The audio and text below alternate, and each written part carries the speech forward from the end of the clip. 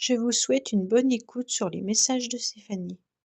Coucou les amis, bienvenue sur les messages de Stéphanie. Aujourd'hui, on a une petite vidéo concernant les énergies du mois de mai. Donc une énergie qui sera une énergie 4, bien entendu. Alors cette vidéo est juste là pour vous donner des conseils par rapport à ce qu'on pourrait ressentir, bien entendu, et ce qu'on pourrait mettre en place tout au long du mois de mai. Ce n'est absolument pas divinatoire, hein, tout simplement les énergies qu'on pourra ressentir tout au long de ce mois. Donc pour essayer de mieux les comprendre et de mieux s'en servir, c'est pour ça que je vous annonce, bien entendu, ces petites énergies chaque mois. Le mois dernier, on était sur une énergie 3 qui était la communication, la créativité, se faire plaisir, ne pas hésiter à parler de nos émotions. On était sur cette énergie-là. Là, au mois de mai, on est sur une énergie 4, qui est quand même l'empereur, hein, dans le tarot de Marseille, l'empereur qui a des bases solides. Donc, bien entendu, là, on va parler de consolidation et puis de construction. Pour moi, c'est un mois où vous devez mettre votre état d'esprit en mode je construis mon projet, je construis une relation, je construis une situation, mais avec des bases solides, d'accord? En mettant des actions qui sont réfléchies, pensées pour aller vers quelque chose de périn par la suite.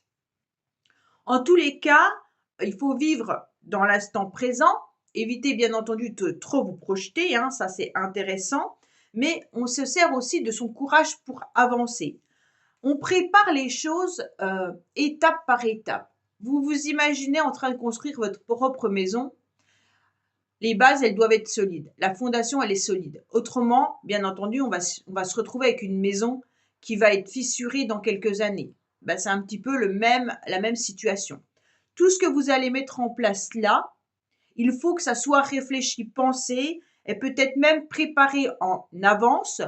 Et puis de voir sur un petit carnet, un petit cahier, les étapes que vous devez passer. Pour moi, on n'agit pas à la va-vite au mois de mai, d'accord? On est plutôt perfectionniste. On essaye de voir ce qui est le plus intéressant pour pouvoir avancer sans, bien entendu, se retrouver coincé dans des situations qui n'étaient pas prévues. On n'est pas, comment dire, on ne doit pas être impatient, hein. On évite de s'emballer. Pour aller plus vite, ça ne servira à rien. En tous les cas, on vous conseille surtout d'agir avec méthode, hein, mettant de la rigueur, de l'ordre dans ce que vous entreprenez. Bien entendu, quand on construit une maison, on ne va pas commencer par choisir la décoration alors que la maison, elle n'est pas encore montée, hein. C'est un petit peu un exemple, voilà. C'est un petit peu pour vous faire comprendre que le projet, il doit être pensé, réfléchi et puis analyser et voir les étapes que vous devez passer. En tous les cas, vous savez qu'on est en année universelle 8. Le 4 et le 8, il y a quand même pas mal de 2 dedans, hein. 4, c'est 2 fois 2. Donc, bien entendu, on se retrouve avec peut-être une forme de dualité également. La dualité, elle peut être avec nous-mêmes, hein. La dualité, ça peut être nos peurs et nos blocages. Parce que le mois de mai en énergie 4 peut nous faire ressurgir, bien entendu, des peurs, des craintes, parce que justement, on n'a peut-être pas confiance en soi. Donc, bien entendu, il faut prendre plus de temps pour préparer les choses, pour ne pas avoir ces peurs qui viennent rejaillir. En tous les cas, travailler sur vos peurs, ça c'est important. On ne peut pas laisser les peurs venir vous envahir et vous empêcher d'avancer dans un projet, surtout si ce projet il a déjà été bien consolidé au début. Parce qu'autrement, vous allez ralentir, hein, et par manque de repères, mais surtout par vos peurs. Les peurs, elles nous empêchent vraiment d'avancer. Et donc, c'est intéressant de voir peut-être quelqu'un pour travailler sur ses peurs. Pourquoi je n'arrive pas à avancer? Peut-être travailler aussi en collaboration, hein.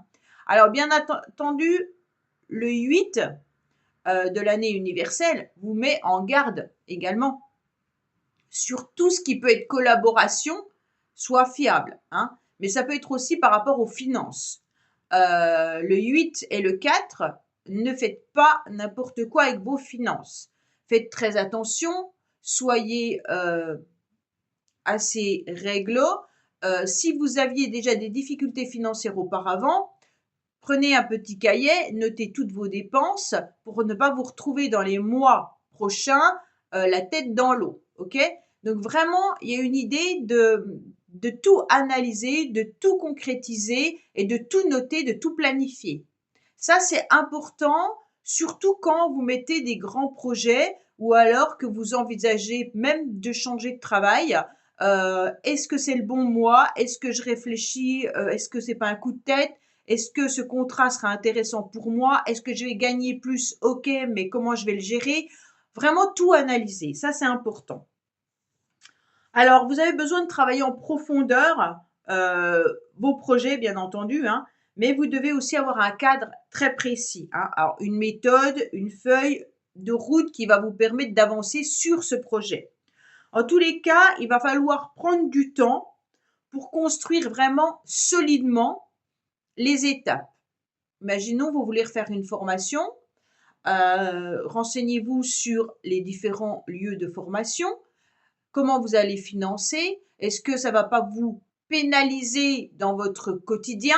Donc vraiment tout avant de dire ah bah cette formation elle m'intéresse, allez hop j'y vais. Non non non, on fait pas les choses comme ça, ok? Pour moi c'est vraiment l'idée de vous mettre en position dans laquelle le mois de mai pourrait venir vous titiller. Ça veut dire que les peurs, les blocages, les lava-vite, les impulsivités, tout ça, on met de côté. On agit différemment, hein. On doit se concentrer en tous les cas sur ses besoins fondamentaux également. En tous les cas, vous avez besoin de travailler concrètement avec beaucoup de rigueur pour pouvoir mettre un projet en place. Bien entendu, si vous avez des soucis financiers, il est intéressant également peut-être de voir si avec votre banquier, vous pourriez pas mettre, je sais pas moi, des remboursements de prêts plus éloignés, des échéances différentes. Voyez également où partent vos dépenses. Essayez de voir si vous pouvez pas réduire à certains endroits. En tous les cas, voilà, soyez dans la rigueur, c'est hyper, hyper important au mois de mai. Si vous montez une maison, bien entendu, avec un constructeur, alors là, soyez vigilants, hein.